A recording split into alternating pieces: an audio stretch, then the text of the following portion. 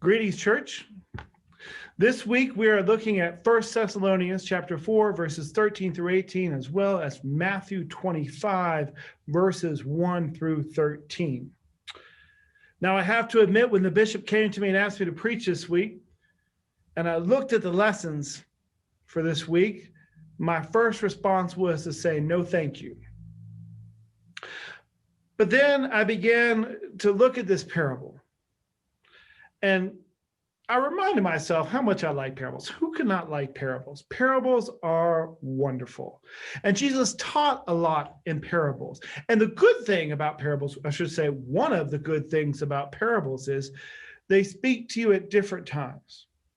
And I had never read this parable during a pandemic, or as I'm recording this right now, we have been waiting on our election results, and I have no idea who the next president is going to be. And this parable in particular spoke to me in new ways. It spoke to me in many ways, but one of the ways it spoke to me was wise and foolish people.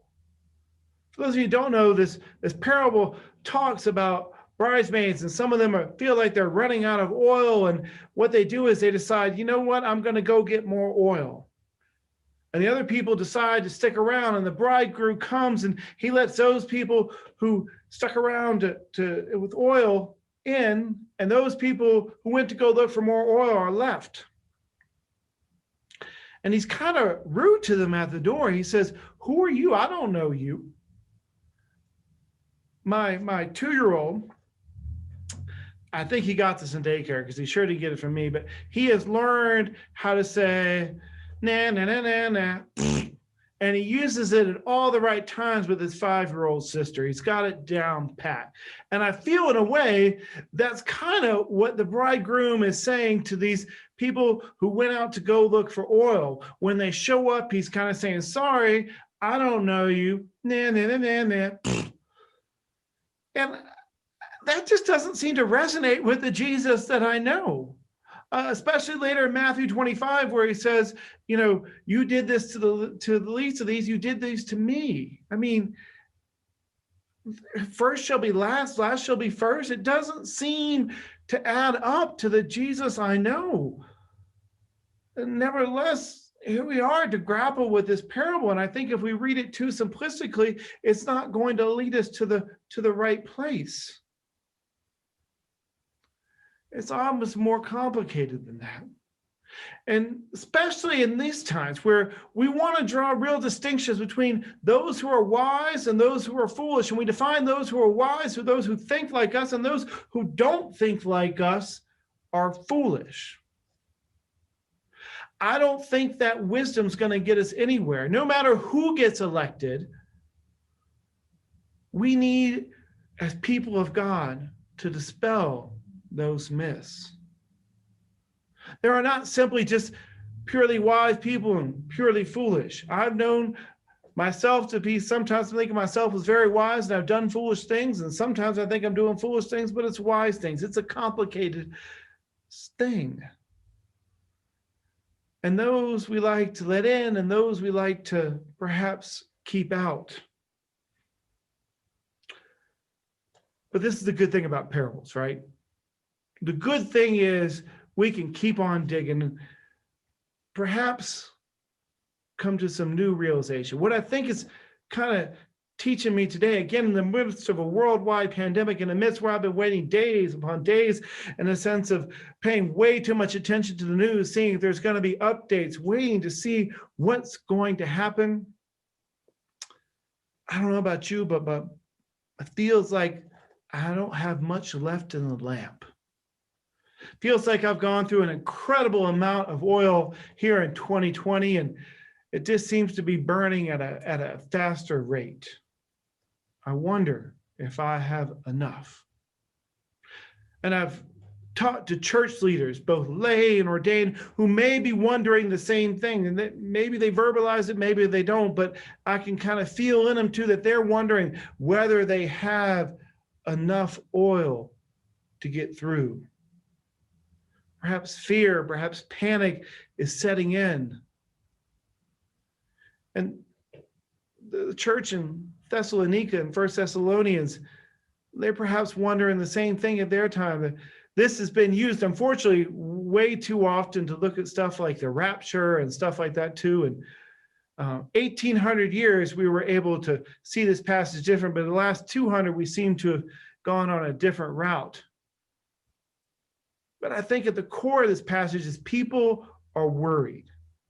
There are those who thought, and most people, that Jesus was going to come back in their lifetime, and Jesus is not coming back, and people are dying, and they're worried about that. They're worried, are those people going to miss out?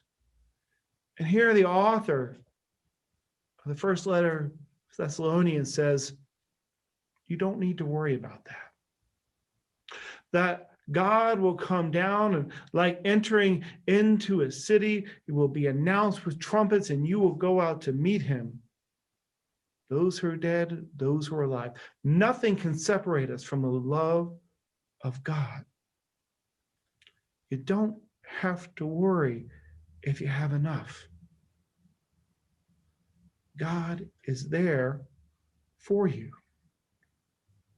And in fact, might I be so bold to say that perhaps the people, those bridesmaids who were not let in because they didn't have enough oil. Perhaps they were not left in because they chose to go look for oil. They thought they didn't have enough. They didn't have faith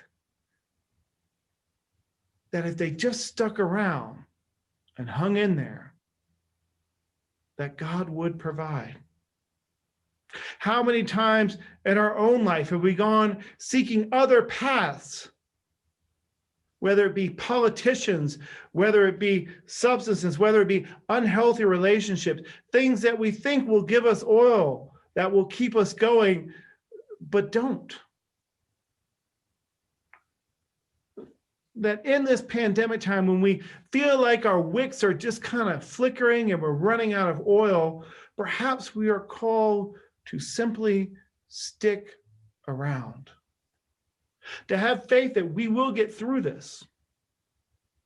We will get through this election cycle. We will get through this pandemic. We may not look the same, but we will get through this. And I wonder if those people would have stuck around. And this is a crazy thing that if you begin to look at this parable and really kind of delve into it, it really doesn't make much sense for those people to go off and to look for more oil, unless you're only concerned about your own lamp, right? Because if we're in a room and other people have lamps, then that room will be lit. Light doesn't work that way. You can't monopolize or hoard light. When you're in a room and somebody has a lamp, it lights up the whole room. So I wonder if those people who went off to go look for other oil would have simply stuck around and trusted in God. I love parables.